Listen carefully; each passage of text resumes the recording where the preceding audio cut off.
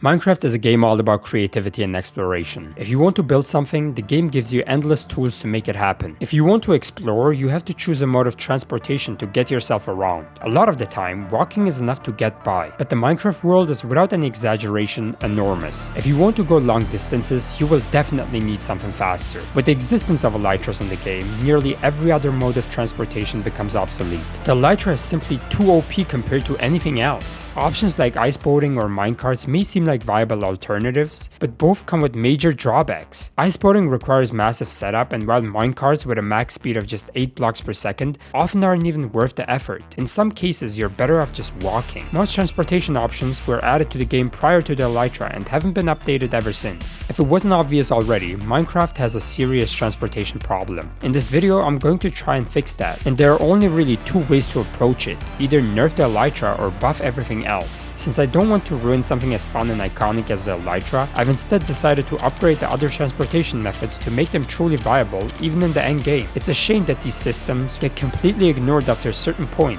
and don't even get me started on the mule, camel, or the llama. So that's why I'm giving horses, boats, and minecarts new mechanics and improvements, so they can finally rival the Elytra and earn a valuable place in the game, starting off with none other than the horse. Horses seem like a solid alternative to walking. If you are lucky enough to tame a moderately fast one that can also jump more than a single block, you can travel much more efficiently. You can even crossbreed horses to get a maxed out one, though for most players the effort probably isn't worth it. At first, horses seem like an okay method of transport, until you run into a body of water. Even the narrowest river can bring your journey to a complete stop. Oceans are even worse. You can't ride a horse through water, so unless you brought a boat and a lead, you're kinda stuck. And if you stumble across a cave and want to explore it, you either have to abandon your horse, dig a hole to keep it from wandering off, or tie it up and hope you find your way back later. All the time you save by riding the horse suddenly disappears as you're forced to problem solve around its limitations. And just like that, the horses stop feeling like a solution and start feeling like an inconvenience. So let's give the horse a set of upgrades that would make it a worthy competitor to even the Elytra. First off, let's start with the most obvious. Diamond horse armor should absolutely have a netherite upgrade. It makes no sense that players can upgrade their own gear to netherite, but not their horses. Alongside that, horse armor should be enchantable. Protection, blast protection, projectile protection, and even fire protection. All of it. But that's just the beginning. Horses should be able to carry more than just the player. Why not let us put a villager on the horse too? Mob transportation has always been a pain, especially in the late game. Being able to ride a horse with a mob passenger would make the horses not only faster, but also far more practical. Next up, horseshoes. I'm introducing a brand new equipment slot just for them. Like horse armor, horseshoes can be found in dungeons and come in iron, gold, diamond, and netherite tiers. Each tier makes your horse faster and able to jump higher. Even better, horseshoes can be enchanted. Feather falling to reduce fall damage, frostwalker to let your horse run across rivers without slowing down, and soul speed to zoom across soul sand valleys. With frostwalker shoes, suddenly water isn't a problem anymore. You can just ride across the ocean. Horseshoes also come with a combat bonus, a trampling effect. When you ride through hostile mobs, they get knocked back and take damage. The stronger the shoes, the greater the knockback and damage dealt. But we are not done.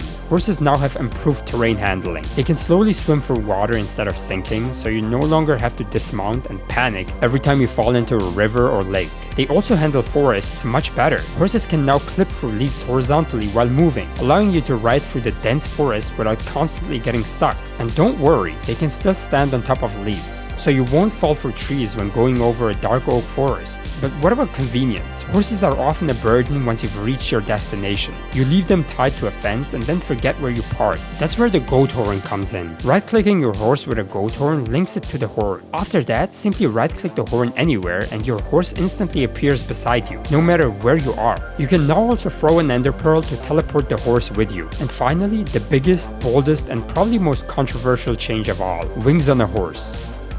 You can now place an Elytra in your horse's armor slot. In exchange, the horse loses its armor protection but gains wings. With the Elytra equipped, your horse can double jump, gain a short burst of flight, and then glide through the air. It's not infinite flying, but it bridges the gap and it feels incredible. It would not be too OP since you can't fly infinitely with it, but it would certainly make them a viable option, especially for people who don't like having to use fireworks. Now, instead of abandoning horses once you get an Elytra, you might just find they're the perfect companion to enhance the flying experience. Next up on the list is the boat.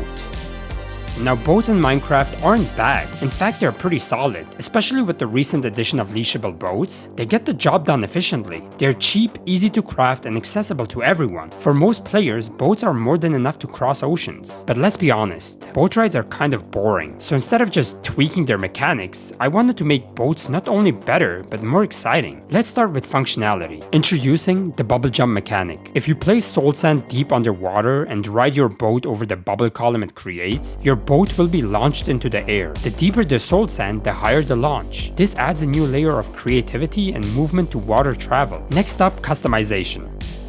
You can now attach a banner to your boat, turning it into a sailboat. Not only can you proudly display your faction's banner, but the sail also gives your boat a speed boost. Now your boat doesn't just feel like a tool, it feels like a vessel. But why represent your faction at sea if there's no one to fight? Right now the ocean is practically empty. The only threat is the occasional drown. And let's be honest, there's no threat at all if you're in a boat.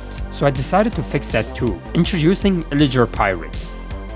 If Illagers are supposed to be this evil, organized offshoot of villagers, it really doesn't make sense that they completely ignore the ocean. If they're trying to become a powerful force in the world, they would absolutely want control over the seas too. So now, while sailing across deep oceans, there's a small chance you'll be ambushed by a pirate patrol, essentially the ocean equivalent of an Illager patrol you encounter on land. These Illagers ride in boats, and just like their land-based cousins, they're after your loot and your life. Defeating a pirate patrol grants you the bad omen effect, just like normal patrols.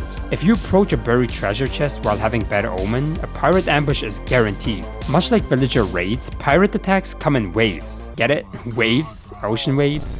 Anyway, each wave brings stronger enemies and bigger boats. This introduces new boat types, medium boats and big boats that can carry up to 4 players or mobs. Some pirate ships are packed with loot, others with danger. You will also encounter new Illager variants, like the Captain Illager who has a parrot on his shoulder, and the standard pirate Illagers armed with crossbows, including modified versions that fire fireworks. I'm thinking that these bigger boat variants like the medium and big boats should only be obtained by completing a pirate raid. That way they feel more exclusive and rewarding instead of just something you can craft right away. To add to their rarity and make them truly collectible, pirate raids would also have a chance to spawn with boats made from different wood types. Imagine stumbling across a mangrove pirate fleet or getting attacked by cherry wood pirates, and after surviving the fight, you sail away with these unique vibrant pink pirate boats as your reward. Each wood variant would immediately become a kind of trophy, but I'm still on the fence about whether they should only be obtainable by completing a pirate raid. So let me know down in the comments what you think. Should these boats be raid only, or should there be another way to obtain them? The big boat comes with some serious advantages. It can carry up to 4 players or mobs, making it great for multiplayer travel or mob transportation. You can also put 3 chests in it if you decide to sail across the ocean solo. It also supports up to 2 banners, and the more banners it has, the faster it sails across the ocean. But sailboats and the medium and big boats aren't without their trade-offs. Yes, they're faster than regular boats, especially when fitted with banners, but that speed comes at the cost of maneuverability. A regular boat can rotate a full 360 degrees in about 2.5 seconds. Meanwhile, the big boat takes a full 7.5 seconds to complete the same turn. So now, players are faced with a real decision. Do you want raw speed for long distance sailing, or tight control for navigating rivers or fighting pirates? With an update like this, boats and especially ocean exploration could become way more interesting. After boats, the next major obvious transport that needs an update is the minecart. Now, I have already talked about the minecart in my last video, but I would like to go more in depth about them and what could be done to thoroughly reshape the minecart experience. Minecarts have been in the game forever, and while the game has continuously evolved, minecarts have pretty much remained in the same state as they were when they were first added into the game. Perhaps the biggest issue with minecarts is that they are capped at a speed of 8 blocks per second, while something like boats on blue ice can reach a ridiculous speed of 73 blocks per second. The fact that minecarts require extensive setup but they are still trash makes it much more disappointing. Yes, Mojang did add a game rule to tweak minecart speed, but it's not really practical for survival players, and it doesn't do much to address the minecart's core issues. I think that the biggest concern people voiced for faster minecarts in the comments of my last video was that making minecarts faster would ruin many redstone contraptions out there, but I think I have the solution to the problem. First off, the most revolutionary change would be to chain minecarts together. You should be able to link up to 8 minecarts to form a proper train, allowing you to transport players players and large quantities of items together across long distances. But chaining alone isn't enough.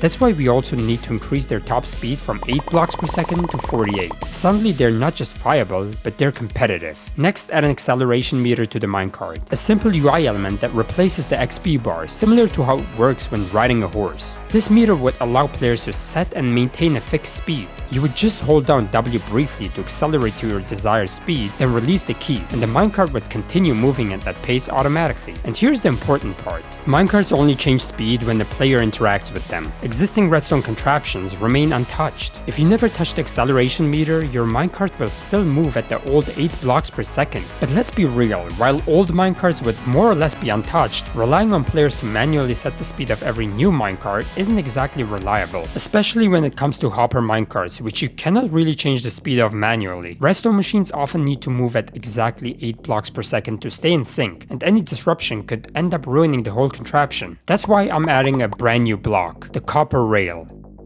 Right-click it to set a specific speed, and once activated, any minecart that passes over it will automatically switch to that speed without requiring player input. Think of it as an automatic speed controller. You can even pair it with a delayed redstone signal to stop a train at a station for a few seconds before sending it off again. This opens the door for fully automated train networks with precise programmable timing, all without breaking existing redstone contraptions. Now you can calibrate minecarts to move at your exact desired speed while keeping your old machines running just as they always have. You could accelerate or decelerate at will, whether it is automatically or manually, making this perfect for long distance or even AFK travel without needing constant input. Now for accessibility.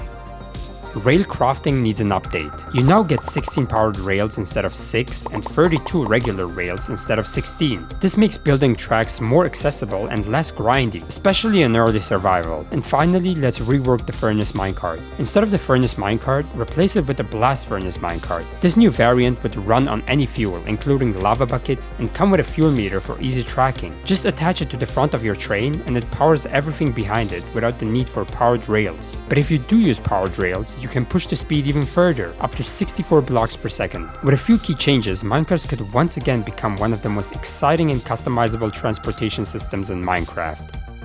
Tell me down in the comments what you think about these changes, and which transportation system would you want to see get an overhaul most, and what you liked most from the video. Thanks so much for watching. If you enjoyed the video, consider leaving a like, subscribing, or sharing it with a friend. It really helps the channel out. And if you haven't already, check out my previous videos where I reworked many more Minecraft features. Hope to see you in the next video. Bye.